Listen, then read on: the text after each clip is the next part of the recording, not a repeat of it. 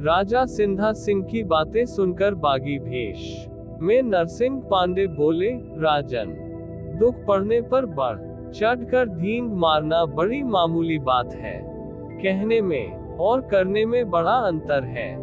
जो विद्वान और कलाकार होते हैं उनका उद्देश्य ही दूसरों की भलाई करना है। आपके राजपाट का क्या करना है? लक्ष्मी सदा हमारे पीछे हाथ बांधे फिरती रहती है।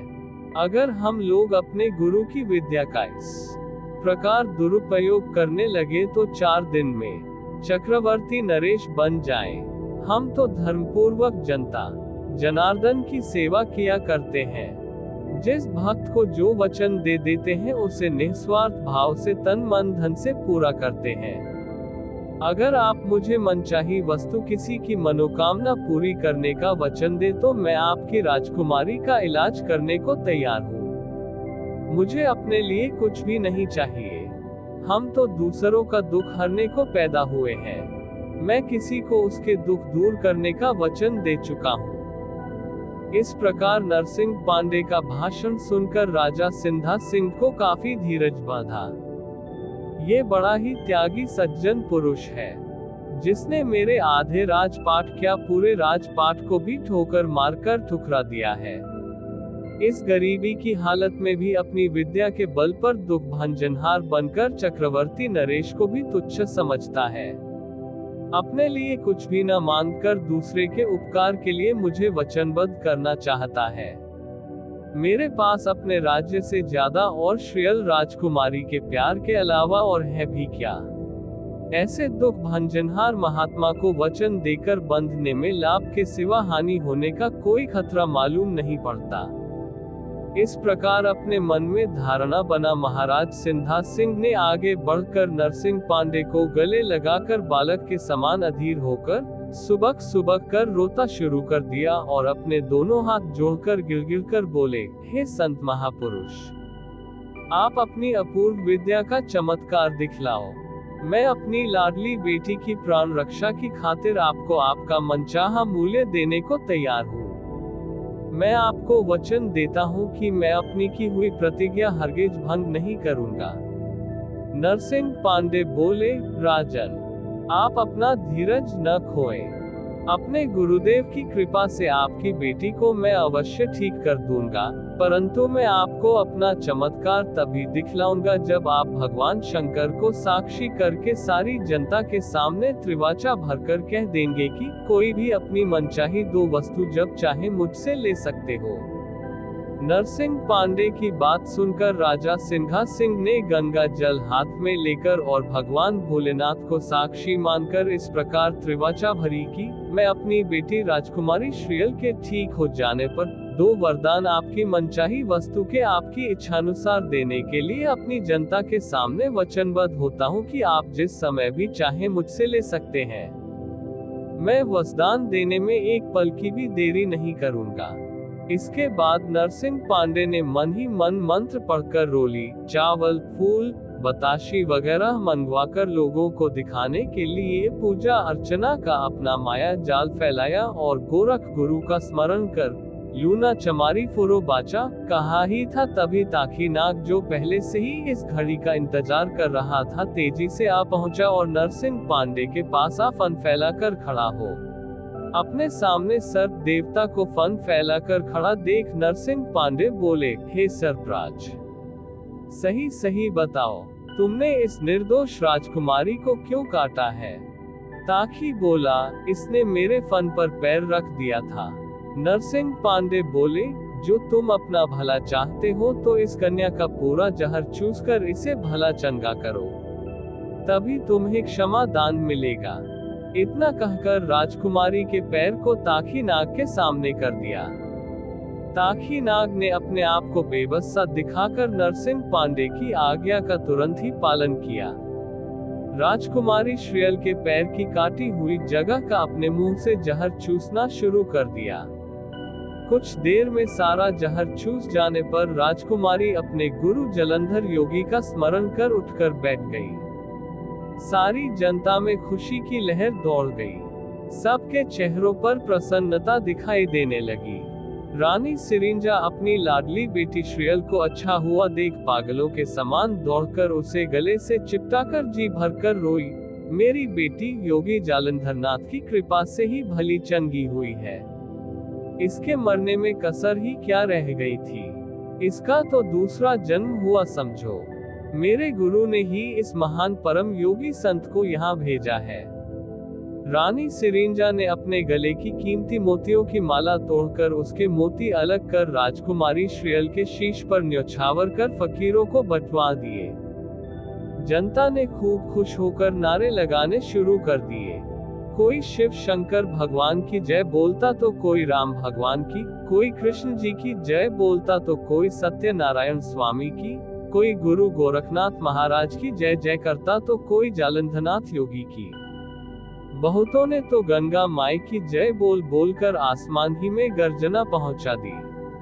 महाराज सिंघा सिंह तो नरसिंह पांडे की विद्या की तारीफ के पुल बांधकर ही दोहरे हुए जा रहे थे। वह नरसिंह पांडे और महारानी सिरिंजा को अपने साथ बगी में बिठाकर अपने महल को रवाना हो गए। राजकुमारी श्रेयल अपनी सभी सखी सहेलियों के साथ डोले में हंसी खुशी जा बैठी।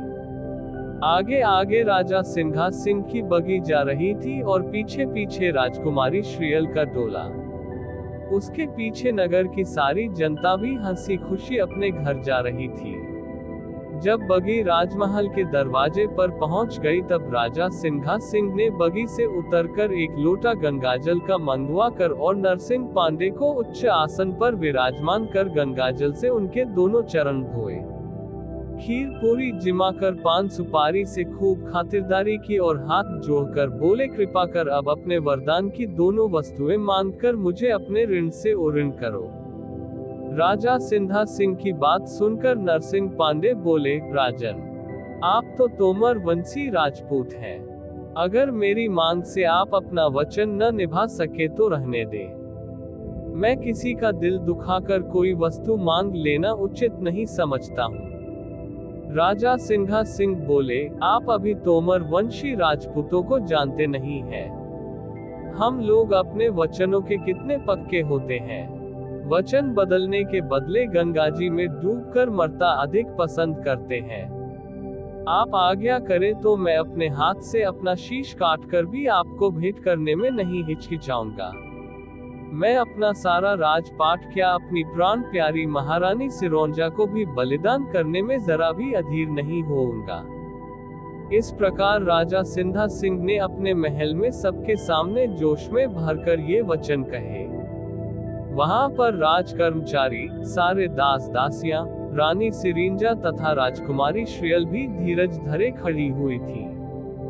जब राजा सिंघा सिंह को जोशीले शब्दों में भाषण देते सुना तब नरसिंह पांडे बोले, राजा साहब, आप मुझे बार बार वचन मांगने पर जोर दे रहे हैं तो मुझे पहला वरदान ये दे कि आप अपनी कन्या श्रेयल का विवाह आमेर राज्य में न करके वागड़ प्रांत के ददरेवा नगर निवासी राजकुमार गोगावीर के संग करना स्वीकार करें। जहां से आपने सगाई वापस मंगवा ली थी वहीं दोबारा लग्न त्रिका भिजवा दें। आप चाहें तो आमेर वालों को भी मना न करें। दोनों बारात संग संग आने से भी आपको कोई परेशानी पैदा नहीं होगी।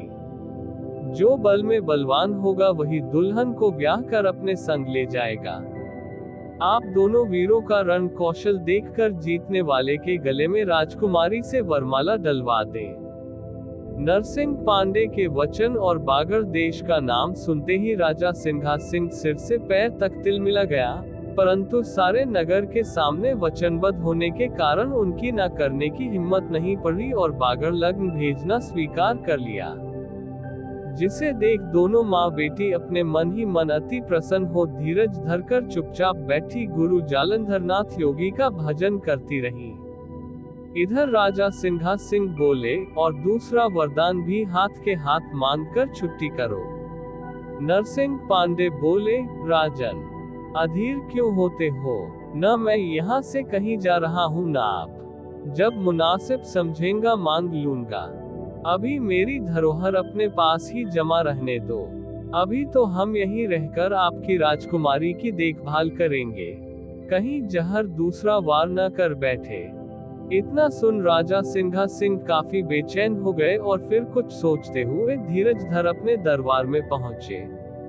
राजा सिंघा सिंह के दरबार में चले जाने के बाद जनता भी अपने अपने घरों को चली गई।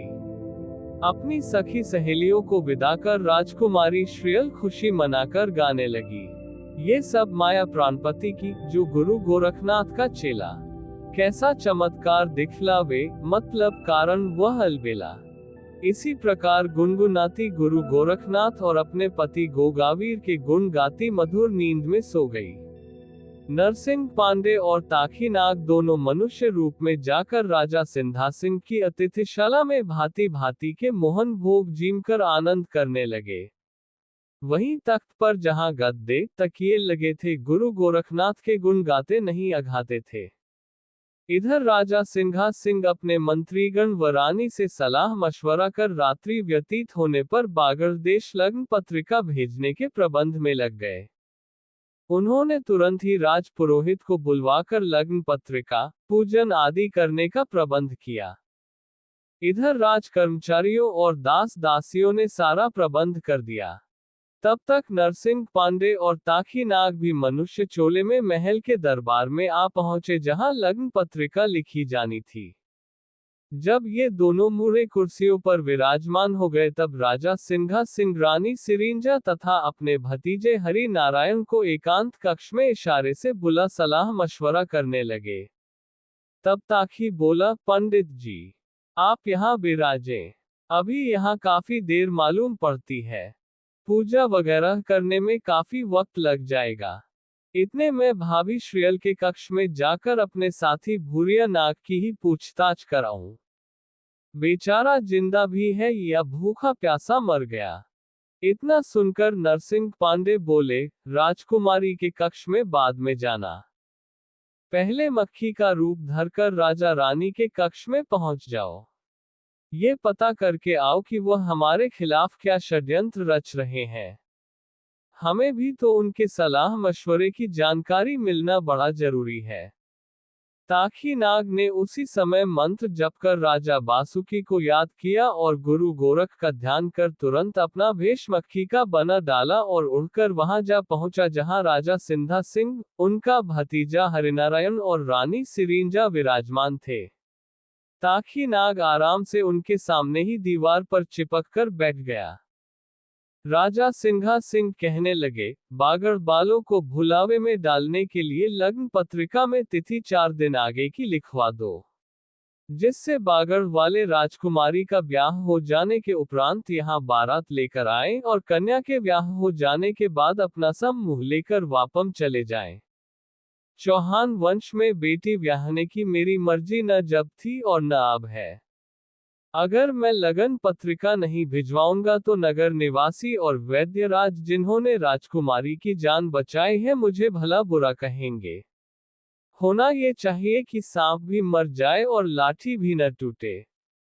राजा सिंघा सिंह की बात सुनकर रानी सिरिंजा अधीर हो उठी और मन ही मन भगवान से प्रार्थना करने लगी कि प्रभु जी, आप हमारे राजा को सतबुद्धि दो, नहीं तो बना बनाया सब काम बिगड़ जाएगा। जब कन्या की इच्छा बागड़ प्रांत में विवाह करवाने की है और उसका आधा ब्याह हो भी चुका है। श्रेयल ऐसी जिद्दी लड़की है जो अपनी आन के लिए जान की भी कोई कीमत नहीं समझती है। बागड़ के राजकुमार गोगावीर के अलावा दूसरे का मुंह भी नहीं देखेगी। वह भला अपना ब्याह किस प्रकार करवा सकती है। वह अपने धर्म के लिए अपने प्राण न्योछावर कर सकती है, पर अधर्म नहीं करेगी और न दूसरे को करने देगी। इधर इस प्रकार रानी सिरिंजा भगवान से प्रार्थना करती है और उधर ताखी नाग मक्खी बना दीवार पर बैठा राजा सिंघा सिंह और उनके भतीजे हरिनारायण की बातें सुनता रहा।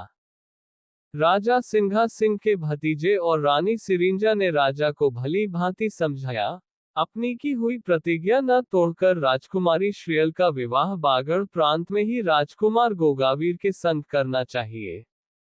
परंतु राजा सिंधा सिंह ने अपनी जिद के कारण इन दोनों में से एक की भी न चलने दी और अपने सामने राजपुरोहित को बुलाकर लग्न पत्रिका की तिथि 4 दिन आगे की लिखवा दी। राज पुरोहित ने लालचवश अपने राजा सिंघा सिंह के सामने जबान न खोली और 4 दिन आगे की तिथि तब चाका गलत लगन पत्रिका बनाकर तैयार कर दी। तब राजा सिंधा सिंह ने सोचा, जब तक ये बारात यहाँ आएगी तब तक कन्या विदा होकर आमेर नगर पहुंच जाएगी। इसी समय राज्य के प्रधानमंत्री ने कक्ष में प्रवेश किया और बोले, पुरोहित जी ने कहा है लगन की दोहरी सामग्री तैयार हो चुकी है। अब केवल आप लोगों के पधारने की ही देरी है। इतना सुनते ही तीनों प्राणी कक्ष से बाहर चले आए। मक्खी बना ताखी भी उड़कर नरसिंह पांडे के सामने पहुंच मनुष्य वन कुर्सी पर विराजमान हो गया और गोष्ठी की सारी बात चुपके चुपके नरसिंह पांडे के कान में बयान कर दी। अब तुम जानो और तुम्हारा काम जैसा उचित समझो करो। मैं तो चला अब श्रियल भाभी के कक्ष में अपने साथी भूरिया नाग की खबर लेने के लिए। मक्खी के रूप से वह राजकुमार का रूप बरकर राजकुमारी श्रियल से बोला, भाभी जी नमस्कार। मैं बागड़ देश से गोगावीर का भेजा हुआ हूँ। उन्होंने पूछवाया है कि मैंने पुरोहित जी के हाथ जो मणिमाला भिजवाई थी तो कहा था कि जब कोई संकट पड़े तो इसके सामने जोत जलाकर जो भी मनचाही वस्तु मांगोगी ये माला आपकी आज्ञा पालन का करेगी। सो आपने तो अपनी राजी खुशी की कोई खबर भी नहीं भिजवाई। क्या पुरोहित जी ने उस मणिमाला को अनमोल वस्तु समझकर अपने कब्जे में ही तो नहीं रख ली? आपको अपने पतिदेव गोगावीर जोधा की खबर लेना नहीं भूलना चाहिए था। जो भी कारण हो मुझे साफ साफ बताने की कृपा करें। राजकुमार ताखी की बात सुनकर राजकुमारी बोली, जब से मेरे पिताजी ने बागड़ देश से मेरा टीका वापस मंगवाया है तभी से मेरा दिमाग पागलों जैसा हो गया है। मैं उनकी अधब्याही पत्नी होकर किसी गैर की दुल्हन किस प्रकार बन सकती हूँ? मेरे पिताजी की जिद है कि मैं अपनी बेटी चौहानों में हरगिज नहीं दूंगा। मैं जिस समय काफी परेशान थी तभी पुरोहित जी ने आमेर नगर से आकर एक मणिमाला दी थी। उन्होंने क्या कहकर दी थी मैंने न कुछ समझा और न ही कुछ पुरोहित जी से पूछा। मैंने तो अपने जेवरों के साथ डिब्बे में बंद करके रख दी थी। उस समय से आज तक परेशानी के कारण मैं बौरानी ही बनी रही। इसलिए आज तक उस जेवर के डिब्बे को खोलकर देखने का मुझे समय नहीं मिल पाया। इतना कहकर राजकुमार ताखी को अपना संदूक खोल डिब्बा निकालकर वह मणिमाला सामने रख दी। जब भूरिया नाग ने अपने साथी ताखी को राजकुमार के भेष में देखा तो उसे पहचान कर नमस्कार किया और मुस्कुराकर बोला, भाई तुमने यहाँ आकर मुझे कैद से छुड़ाया है। इसका बदला किस प्रकार चुकाया जाएगा? गोगा जी व राजा बासुकी वगैरह सब प्रसन्न तो है? ताखी बोला, सब खूब मौज में है। तब भूरिया बोला, मित्र, अगर तुम कुछ दिन और न आते तो मेरी इस कैद में हड्डियां भी ढूंढ से न मिलती। ये तो मेरी पुरानी ताकत थी जो इतने दिन भूखा प्यासा कैद में पड़ा रहा। अगर मैं शक्तिहीन होता तो कभी का स्वर्गलोक सिधार गया होता। ताखी बोला, यार भूरिया, असल बात यह है कि इन भाभियों का चक्कर ही कुछ ऐसा है।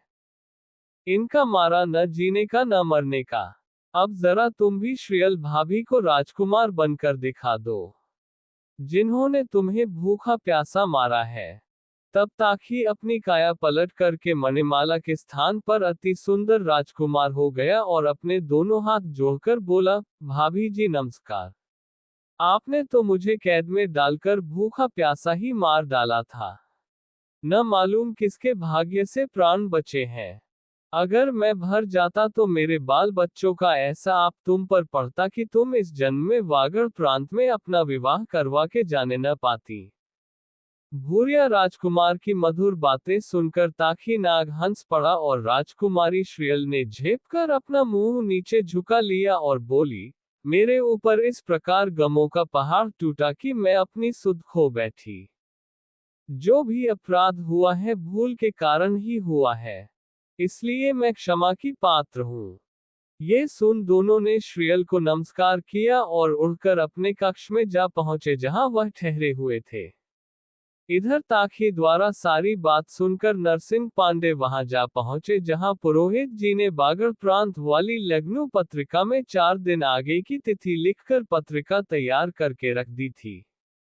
राजा सिंघा सिंह ने अपने पुरोहित जी की आज्ञा अनुसार राजकुमारी श्रीयल को दासी रुकमदे के हाथ बुलवाकर दोनों लग्न पत्रिकाओं का पूजन करवाकर अपने कुल देवताओं को पुजवा दिया। पान सुपारी से स्वागत कर अतिथियों को विदा किया। इसके पश्चात अपने परिवार वालों की सम्मति से नए पुरोहित को पहले आमेर रवाना कर दिया। वागड़ की लग्न भेजने में जानबूझकर इसलिए देरी की जा रही थी कि नए पुरोहित बागड़ जाने को तैयार ही नहीं होता था। जब नरसिंह पांडे ने किसी को बागड़ जाने के लिए रजामंद होते नहीं देखा तो उचित अवसर जान मधुर मुस्कान बिखेर बोले, राजन, आज आप मुझे मेरा दूसरा वरदान भी देने की दया करें। अब मैं यहाँ और ज्यादा रुकना मुनासिब नहीं समझता। राजा सिंधा सिंह बोले, मांग लो वैद्य जी, वह तो आपकी धरोहर है, आप जब चाहें ले सकते हैं। नरसिंह पांडे बोले, हे महाराज, मैं आपसे ये मांगता रहा हूं कि ददरेवा नगर वाली लग्न पत्रिका मेरे द्वारा ही आप भिजवाएं। राजा सिंघा सिंह मधुर मुस्कान बिखेर मुस्कुराए। उन्हें मनमांगी मुराद मिल गई और नरसिंह पांडे के वरदान का हवा इस तरह समाप्त हो जाएगा उन्हें स्वप्न में भी आशा नहीं थी। वह बोले, वैद्य जी, मुझे आपसे कोई उज़र नहीं है, जिसमें आप राजी हो मैं राजी। आप बड़ी खुशी के साथ बागड़ प्रांत लग्न ले जा सकते हैं। राजा सिंधा सिंह ने सोचा, हम लग्न पत्रिका भेजने के झंझट और खर्च दोनों से ही बच गए तथा वैद्य जी के वरदान से सस्ते में ही छुट्टी गए। देर सवेर की जो भी बुराई भलाई होगी वह इन्हीं वैद्य जी की वजह से हुई। वहां जानी जाएगी और सारी जवाबदेही के जिम्मेदार यही ठहराए जाएंगे। जो काम हम लोग इनकी नजर बचाकर करते वह भी झंझट इनके यहाँ से चले जाने से जाता रहेगा। इनके दोनों वरदानों का भी इतना सस्ता छूट जाने की मुझे जरा भी आशा नहीं थी। मेरी प्राण प्यारी बेटी श्रीयल भी नफे में ठीक हो गई और कुछ लेना देना भी खास नहीं पड़ा।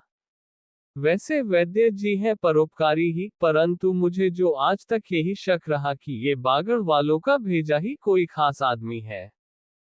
राजा सिंघा सिंह अपने पुरोहित और प्रधानमंत्री को अपने पास बुलाकर बोले, ये जो दयालु वैद्य जी महाराज हैं इन्होंने राजकुमारी श्रीयल को मौत के मुंह से बचाया था और उसे दोबारा जीवन दान दिया था। हमारा भार हल्का करने के कारण बागड़ प्रांत लग्न ले जाने का भार भी अपना दूसरा वरदान भी दया के कारण समझ लिया है। ऐसे दयावान संत को हम लोग जीवन पर्यंत भूल नहीं सकेंगे। राजा सिंघा सिंह की बात सुनकर प्रधानमंत्री व राज पुरोहित दोनों ने अपना सिर झुकाकर स्वीकार कर लिया और सारी वस्तुएं अपने दास दासियों द्वारा वैद्य जी के कक्ष में पहुंचवा दी। रथ में वैद्य जी को उनके साथियों सहित उनकी सारी वस्तुएं दे उन्हें सम्मान पूर्वक विदा कर समुद्र तट तक पहुंचवा दी। वहां पहुंचकर ताखी नाग तथा भूरिया नाग ने समुद्री वायु सेवन कर अपने को बलवान बनाया। जब समुद्र तट सूना हो गया और दिन छिपने लगा तो दोनों नागों ने नरसिंह पांडे को अपनी पीठ पर बिठा गुरु गोरानाथ को याद कर ऊंची उड़ान भर समुद्र पार कर लिया। तभी श्री गोगा राजकुमार अपने नीले घोड़े पर सवार होकर इन तीनों की सुध बुध लेने समुद्र तट पर आ पहुंचे। गोगा जी को देखते ही तीनों मित्र बड़े प्रसन्न हो नमस्कार